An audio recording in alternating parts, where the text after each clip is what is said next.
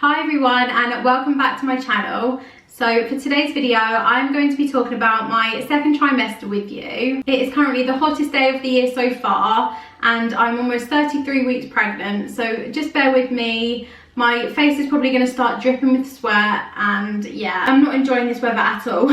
So for the 3 weeks between my scan and my 16-week midwife appointment, I just had the same symptoms as I did in the first trimester. I was still tired, I was still feeling nauseous, although I wasn't physically being sick anymore. I was still feeling anxious every day leading up to the appointment, hoping that everything was progressing fine and baby was well. At my appointment I did hear a heartbeat, which was just amazing. My midwife actually told me that I could record the heartbeat if I wanted to, but I was so gutted. I had no phone storage, so I couldn't do that. I just really wish I thought about that before the appointment. I knew my husband was going to be absolutely gutted that he couldn't hear the heartbeat. So when I got home, I booked a private scan for the next day. And it was actually so nice to be able to go to a scan feeling a little bit reassured that it was going to be fine, because obviously I'd just heard the heartbeat the day before. So at the scan we were actually able to find out the gender, but instead of finding out there and then, we decided that we would rather have it written down for us and then open it together when we were at home. So we did that, and we also bought a little heartbeat there.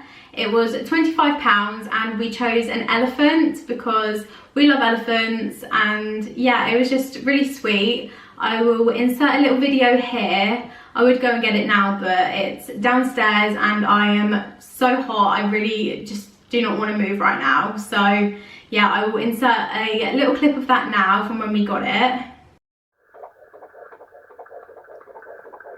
When we got home, we sat on the sofa together, just the two of us, and opened up the envelope that they gave us and found out that we are having a little boy. I really was convinced that it was going to be a boy. It was only me and my mother-in-law that thought that. Everyone else thought that we were going to have a girl. But yeah, I was happy to be right, like always. I think it was just some of the symptoms that I had that made me think that it was going to be a boy.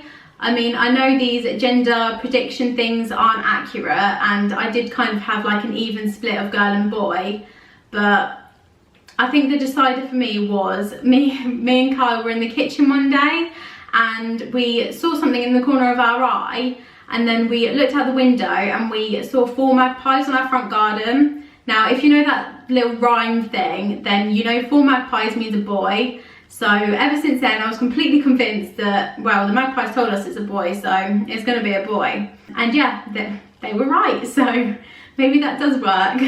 Didn't have a gender reveal party or anything like that, but I did make a few cupcakes with some blue icing inside and gave them to some of our family. So I thought that was a nice way to kind of get them involved and tell them the news. I think I started feeling baby movements around 18 weeks.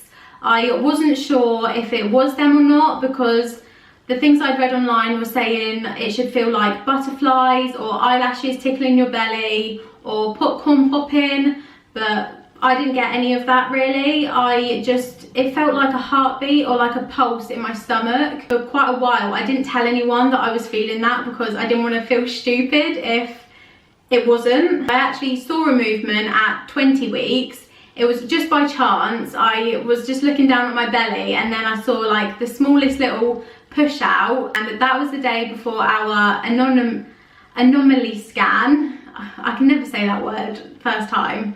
And that was just really reassuring to see and feel. Now it wasn't every day, but they did keep getting stronger until I developed a pattern around 23 or 24 weeks. Around that time I also started getting some sharp stabbing pains on my lower right hand side on my stomach. I think it was round ligament pain, because it was whenever I was active, just like moving around, going out for walks and stuff.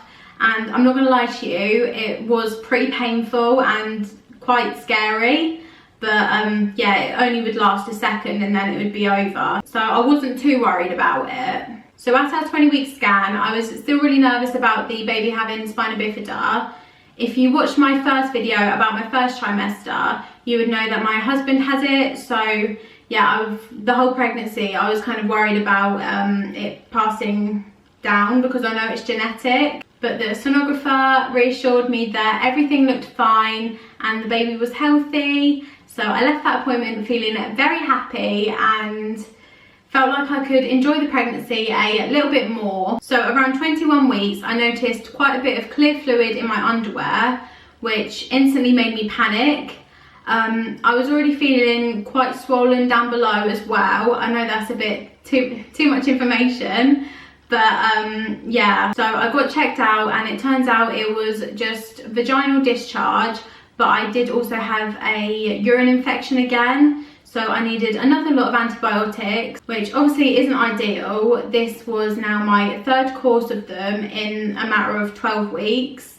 So that was that. Although I wasn't physically sick past 13 weeks, I was waking up nauseous every day and I did have to eat something before getting out of bed until about 24 weeks. And this was around the point that I started noticing stretch marks. So I'd already had stretch marks from when I previously gained quite a lot of weight and they'd faded to a silver colour, but these new stretch marks kind of linked on from them, so they were a bit higher up and pink, and it was just like little spots of them. But yeah, they were the first signs of stretch marks for me about 24 weeks. I had a midwife appointment at 25 weeks, and for a couple of days previous I hadn't really been feeling the baby move like in his usual pattern, so I was a bit concerned. And I know I probably should have got checked out before, because it's so important that if you notice any changes in baby movements that you get it checked out as soon as possible. But I think because I was only 25 weeks, I didn't want to feel embarrassed contacting them and then just telling me that it didn't matter because I was only 25 weeks. But I know that was the wrong thing to do. I should have at least said something.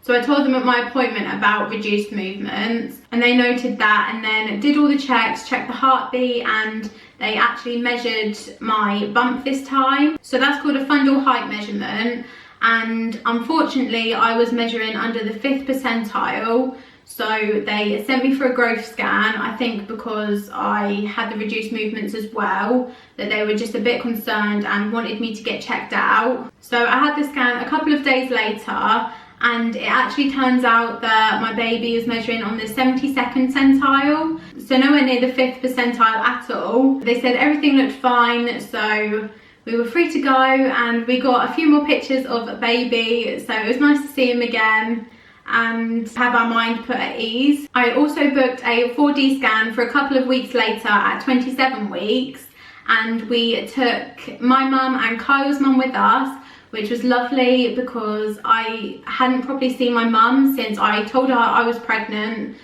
6 months ago, and that was just telling her on my doorstep. So it was nice to get that experience with her as well. I will actually insert a clip here in a minute of some of the footage we got from our 4D scan. If any of you are wondering whether to get one or not, I would highly recommend it. It was the most magical experience and I cannot stop staring at the photos. I just think it's so amazing to be able to see your baby's face and picture them like in your arms. Oh, it was just amazing. I can't recommend it enough. So yeah, I will insert the clip now.